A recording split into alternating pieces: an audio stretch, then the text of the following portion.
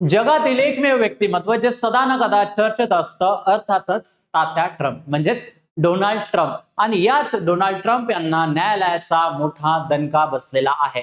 आता हे नेमकं प्रकरण काय आहे, भारतासोबत याचा संदर्भ काय आहे, या सर्व अनुषंगाने आपण या व्हिडिओच्या माध्यमातून चर्चा करणार आहोत आणि समजून घेणार आहोत नेमकं प्रकरण काय आहे. सो शेवटपर्यंत हा व्हिडिओ बघा, तुमच्या लक्षात येईल. भारताच्या दृष्टिकोनातून सुद्धा खूप जास्त महत्वाचा आहे.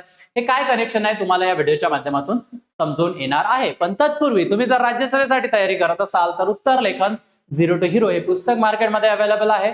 राज्यसेवेच्या मुख्य परीक्षेसाठी आन्सर रायटिंग रिलेटेड सर्व गोष्टी मी या पुस्तकामध्ये मेन्शन केलेल्या आहे. निश्चितच हे पुस्तक तुमचे मुख्य परीक्षेतील मार्क्स वाढवून देणारं असं हे पुस्तक आहे. तुम्ही खरेदी करून घेऊ शकता. चला बातमी बघूया. बातमी काय आहे, बातमी नेमकी काय आहे.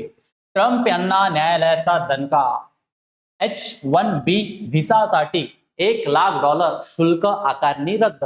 जो हा डोनाल्ड ट्रम्पनी एक साईन केलेली होती आणि हा शुल्क आकारलेला होता, तो शुल्क न्यायालयाने रद्द ठरवलेला आहे. कशा पद्धतीने ठरवलेला आहे आणि डोनाल्ड ट्रम्प यांना कसा झटका बसलेला आहे हे सुद्धा आपण बघून घेऊया. कारण डोनाल्ड ट्रम्प यांच्या ज्या उठसूट पद्धतीच्या ज्या पॉलिसीज असतात तेच हे प्रकरण आपल्याला म्हणता येईल. बघा, या पद्धतीने डोनाल्ड ट्रम्प यांनी H-1B व्हिसासाठी काय केलेलं होतं, साईन केलेला होता आणि तो शुल्क आकारलेला होता. आणि हा शुल्क आकारण्यामागे मग भारतीयांचं काय नुकसान झालेलं असतं किंवा आता भारतीयांना काय दिलासा मिळालेला आहे हे सुद्धा आपण बघणारच आहोत. सो आधी आपण नेमकं प्रकरण काय आहे हे समजून घेऊया. H-1B व्हिसावर $1,00,000 शुल्काचा न्यायालयाचा दणका, जे मी तुम्हाला सांगितलेलं आहे. ट्रम्प प्रशासनाने H-1B व्हिसा म्हणजे हा एक वेगळ्या प्रकारचा व्हिसा आहे. हा व्हिसा काय असतो हे सुद्धा आपण बघून घेऊया. या अर्जावर जे अतिरिक्त शुल्क डोनाल्ड ट्रम्प यांनी प्रस्तावित केलेले होते, जे मी तुम्हाला त्यांनी साईन केलेला जो इमेज दाखवलेला आहे तो रद्द केलेला आहे. आता याचा उद्देश काय होता तर बघा, अमेरिकन नागरिकांच्या नोकऱ्यांचे संरक्षण करणे, विदेशी कामगारांवरील जे अवलंबित्व आहे. बघा, इथे विदेशी कामगारांचा संदर्भ आलेला आहे आणि मग भारतातून एखादा कामगार जर कुठे अमेरिकेमध्ये जात असेल सो त्यांच्यासाठी तो विदेशी कामगार झाला. आणि भारताच्या अनुषंगाने हे का महत्वाचं आहे, कारण हा जो व्हिसा आहे ना H-1B व्हिसा, यामध्ये जवळपास 70 ते 75% हे भारतीय आपल्याला पाहायला मिळतात. म्हणून ही गोष्ट आपल्यासाठी महत्वाची आहे. ठीक आहे, हे पुढे तुम्हाला अजून सांगतोच मी. बोस्टन फेडरल कोर्टाने हा निर्णय रद्द केलेला आहे. कोणाचा? डोनाल्ड ट्रम्प यांचा. ठीक आहे, आणि न्यायालयाने काय म्हटलेलं आहे की हे जे तुम्ही काही फीज वगैरे शुल्क आकारलेलं होतं तर हा एक शुल्काचा प्रकार नाही आहे, तो एक टॅक्सचा प्रकार आहे. आणि मग इतके मोठे पॉवरफुल डोनाल्ड ट्रम्प यांना न्यायालयाने झटका देणं, न्यायालयाने दणका देणं ही खरंच मग महत्वाची गोष्ट आहे. पण हा दणका का दिलेला आहे आणि काय कारण सांगितलेलं आहे हे सुद्धा आपण बघून घेऊया.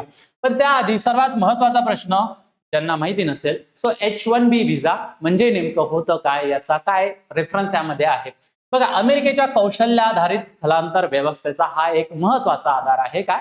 H-1B visa. बघा, उच्च कौशल्य असलेल्या विदेशी व्यावसायिकांसाठीचा हा एक नॉन इमिग्रंट वर्क व्हिसा आहे. म्हणजे याचाच अर्थ काय तर अमेरिकेमध्ये जाऊन जर तुम्ही काम करत असेल सो तुम्हाला हा परमनंट स्वरूपाचा व्हिसा नाही की तिथे जाऊन मग तुम्ही स्थायिक झाले आणि तिथेच राहायला लागले. हा काही वर्षासाठी मर्यादित पद्धतीचा व्हिसा आहे की तुम्ही त्या ठिकाणी एक काय 3, 4, 5 वर्ष जे काही आहे तेवढे काम करणार, तिथपर्यंतच हा व्हिसा तुम्हाला व्हॅलिड असणार. यालाच आपण काय म्हणतो, H-1B व्हिसा. ठीक आहे, आता हा जो H-1B व्हिसा आहे हा प्रामुख्यानं कोणासाठी महत्वाचा आहे तर IT सेक्टर मधले जे काही एम्प्लॉई असतील. ठीक आहे, त्यानंतर इंजिनिअरिंग, हेल्थ केअर, रिसर्च या अनेक क्षेत्रात मोठ्या पद्धतीत या व्हिसाचा वापर केला जातो. आणि अमेरिकन कंपन्यांना जागतिक प्रतिभा उपलब्ध करून देतात. म्हणजे जे काही जागतिक प्रतिभावान लोक आहेत ज्यांना भारतामध्ये ती संधी मिळत नाही, मग ते बाहेर देशात जाऊन काम करतात, अमेरिकेत जाऊन काम करतात. सो मग ती प्रतिभा कुठे जाते? USA मध्ये जाते. आणि त्याच प्रतिभेसाठी म्हणजे या प्रतिभेचं USA मध्ये काय वापर करून घेणं किंवा त्यांना ती संधी उपलब्ध करून देणं, त्याचा जो आधार आहे हा आधार आहे H-1B व्हिसा. आय होप तुमच्या हे लक्षात आलेलं असेल. ठीक आहे, आता यामध्ये महत्वाचे आकडे काय सांगतात या व्हिसा बाबतीत हे समजून घेणं खूप महत्वाचं आहे. दरवर्षी नियमित H-1B व्हिसा ज्या मर्यादा आहेत ते जवळपास आपल्याला 85,000 इतका तो आकडा दिसून येतो. म्हणजे 85,000ची लिमिट आपल्याला त्या ठिकाणी दिसून येते. यामध्ये 65,000 या रेग्युलर कॅप आहे. म्हणजे जे काही विदेशी नागरिक आहे किंवा विदेशी जे एम्प्लॉई आहे, ठीक आहे, ज्यांना रोजगाराची संधी अमेरिकेत हवी असेल किंवा अमेरिकेत जाऊन 3, 4, 5 वर्षासाठी राहायचं असेल त्या अनुषंगाने हे कुठलाही विदेशी नागरिक यासाठी अप्लाय करू शकतो. ठीक आहे. आणि दुसरं काय की US मास्टर कॅप याच्यासाठीचा जो आकडा आहे हा आहे 20,000. म्हणजे काय की अमेरिकेच्या विद्यापीठामधून ज्यांनी मास्टर्स वगैरे केलेला आहे त्यांच्यासाठीचा हा एक आपल्याला कोटा त्या ठिकाणी म्हणता येईल, त्यांच्यासाठीची ही व्यवस्था म्हणता येईल. ठीक आहे.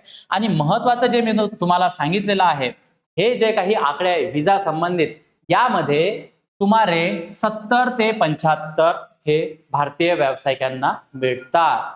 इथे लक्षामध्ये जेव्हा हे भारतीय व्यावसायिक किंवा हे भारतीय एम्प्लॉय लोक त्या ठिकाणी जाऊन काम करतील तेव्हा त्यांना पैशाच्या स्वरूपात काय मिळेल, डॉलर मिळणार. आणि डॉलर मग हा ते भारतात घेऊन येतील, ते लक्षामध्ये, आणि भारतामध्ये मग भारताच्या अर्थव्यवस्थेला ते मजबूत करतील. सो असं हे कनेक्शन आहे. म्हणून भारतीयाच्या दृष्टिकोनातून हा खूप महत्वाचा निर्णय आहे. आणि जो डोनाल्ड ट्रम्प यांना झटका दिलेला आहे ते सुद्धा काही भारतीय खुश झालेले असतील, काही म्हणजे जवळपास सर्वच झालेले असतील. भारताच्या काय म्हणतात अनुषंगाने ती गोष्ट चांगली आहे.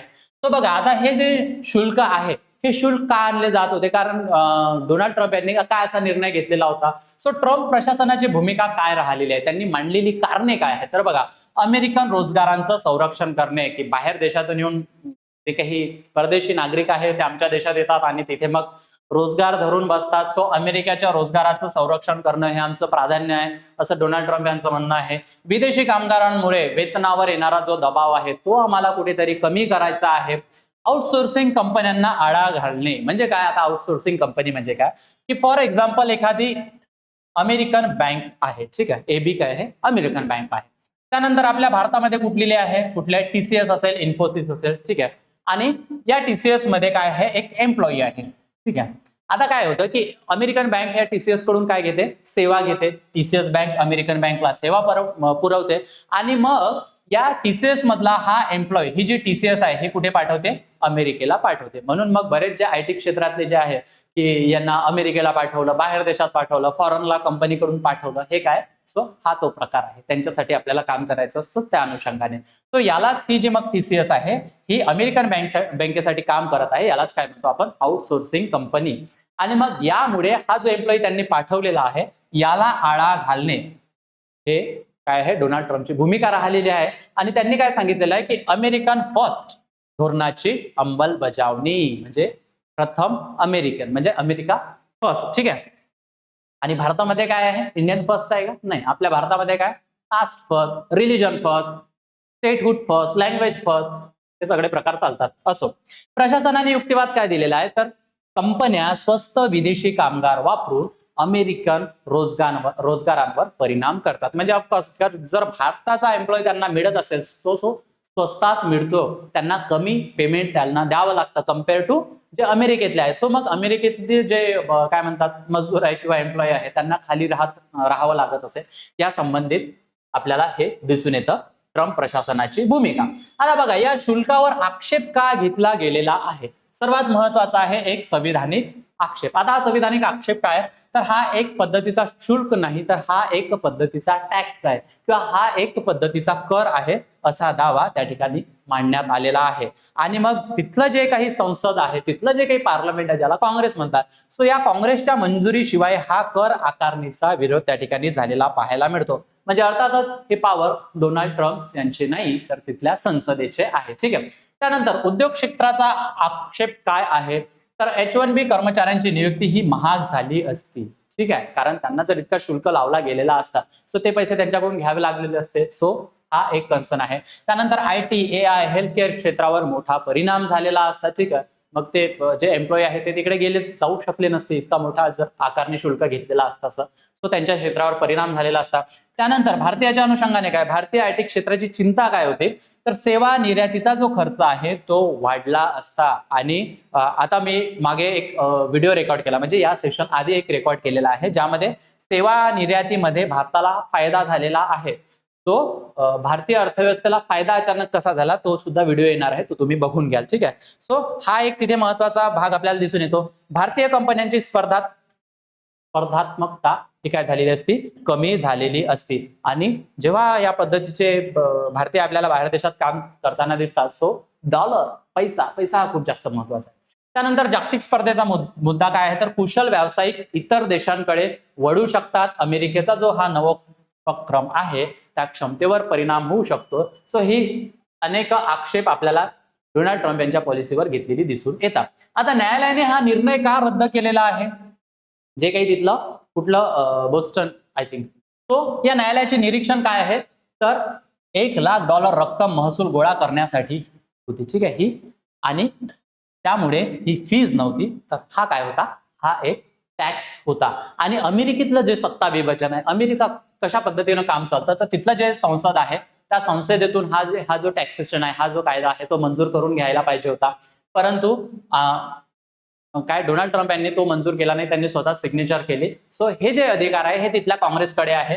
त्यानंतर प्रेसिडेंट काय करत असतात, पॉलिसीजचं इम्प्लिमेंटेशन करत असतात, आणि ज्युडिशियरी काय करत असतं, त्याला रिव्ह्यू करत असतं, आणि तेच काम तिथल्या ज्युडिशियरीने केलेलं आहे, ठीक आहे. सो तिथली जी कार्यकारी शाखा आहे, एक्झिक्युटिव्ह आहे, ती आहे काँग्रेस, आणि मग काँग्रेसची मंजुरी न घेता हा कर लावू शकत नाही डोनाल्ड ट्रम्प. जर काँग्रेसने मंजुरी दिली तर मग अशा पद्धतीचा कर लावल्या जाऊ शकतो. तो बघा, भारतासाठी महत्व काय आहे तर भारतीय व्यावसायिकांना दिलासा. H1B प्रक्रियेचा खर्च न वाढल्याने भारतीय व्यावसायिकांसाठी अमेरिकेत नोकरीच्या संधी तुलनेने मग आता कायम राहतील, त्यावर कुठलीही गदा आलेली आपल्याला दिसणार नाही. भारतीय IT सेवा क्षेत्र जे आहे त्याची जी निर्यात आहे, त्याचं जे एक्सपोर्ट आहे त्याला सुद्धा फायदा होणार आहे, कारण की त्यांचा खर्च वाढणार नाही. नाहीतर जी ही फीज असते, हा जो शुल्क असता तो त्यांना भरावा लागला असता. त्यानंतर अमेरिकेतील बाजारातील संधी जी आहे ती कायम राहिलेली आहे. सो या अनेक पद्धतीने ज्या मग रोजगाराच्या संधी आहेत, रोजगाराची जी संधी आहे ती भारतीयांसाठी कायम राहिलेली आहे. कदाचित या संधीमध्ये कमतरता झालेली आपल्याला दिसून आलेली असती जर हा शुल्क डोनाल्ड ट्रम्प यांनी लागू ठेवलेला असता किंवा न्यायालयाने तो रद्द केलेला नसता. तर आय होप हे प्रकरण काय आहे तुमच्या लक्षात आलेलं असेल. सोप्या पद्धतीमध्ये आपण समजून घेतलेलं आहे. कमी वेळामध्ये तुमचं यावर मत काय आहे, डोनाल्ड ट्रम्प बाबतीत तुमचं मत काय आहे, डोनाल्ड ट्रम्प असे का करतात, किंवा त्यांचा जो हा शुल्क लावण्याचा निर्णय आहे तो कशा पद्धतीने होता, तुम्हाला काय वाटतं मला कॉमेंट सेक्शन मध्ये सांगायचं आहे. तुमच्यासाठी एक महत्वाचा प्रश्न ठेवलेला आहे, हा एकदा प्रश्न बघून घ्या आणि त्याचं उत्तर मला कॉमेंट सेक्शन मध्ये द्यायला विसरू नका. आणि तुम्ही जर राज्यसभेसाठी तयारी करत असाल तर समर्पण नावाची बॅच आम्ही लॉन्च केलेली आहे. लाईव्ह प्लस रेकॉर्डेड स्वरूपाची ही बॅच असणार आहे. 29,999 रुपये इतक्या माफक दरात तुमच्यासाठी अवेलेबल आहे, ज्यामध्ये प्रिलिम्स प्लस मेन्स, सर्वात महत्वाचं lifetime validity, basic to advance NCERT coverage, answer writing practice, PYQ analysis, study notes, test series आणि 1-to-1 मेंटरशिप सुद्धा. तुम्हाला काय करायचं आहे, माझा कुपन कोड यूज करायचा आहे प्रतीक सर म्हणून, आणि या बॅचवर भरघोस डिस्काउंट मिळवायचा आहे. सोबत मी माझा नंबर तुमच्याशी शेअर करत आहे. तुम्हाला जर काही क्वेरीज असतील, तुम्हाला काही इन्फॉर्मेशन हवं असेल, काही गायडन्स हवं असेल, निसंकोचपणे माझ्याशी कॉन्टॅक्ट करू शकता. त्यामुळे असं ऍप्लिकेशन डाउनलोड करायला विसरायचं नाही. गुगल प्ले आणि ऍप स्टोअरला अवेलेबल आहे, ज्यामध्ये आहे notes, NCERT study book, current affairs, mind map, syllabus quiz. अजून काय पाहिजे तर हा QR कोड स्कॅन करा आणि एमएनएसच्या टेलिग्राम चॅनलला जॉईन करा. तिथे तुम्हाला PDF स्वरूपातील नोट्स अवेलेबल होतील आणि अपडेटेड माहिती त्या ठिकाणी तुम्हाला पोस्ट करण्यात येईल. सोबत मी ऑफिशियल नंबर आणि वेबसाईट सुद्धा देत आहे. निश्चितच तुम्ही तिथे व्हिजिट करू शकता, कॉन्टॅक्ट करू शकता. सध्या इथेच थांबूया. आय होप हा टॉपिक तुम्हाला आवडला असेल. तुम्हाला कसा वाटला मला कॉमेंट सेक्शन मध्ये सांगा. पुन्हा भेटूया एका नवीन टॉपिक सोबत लवकरच. थँक्यू.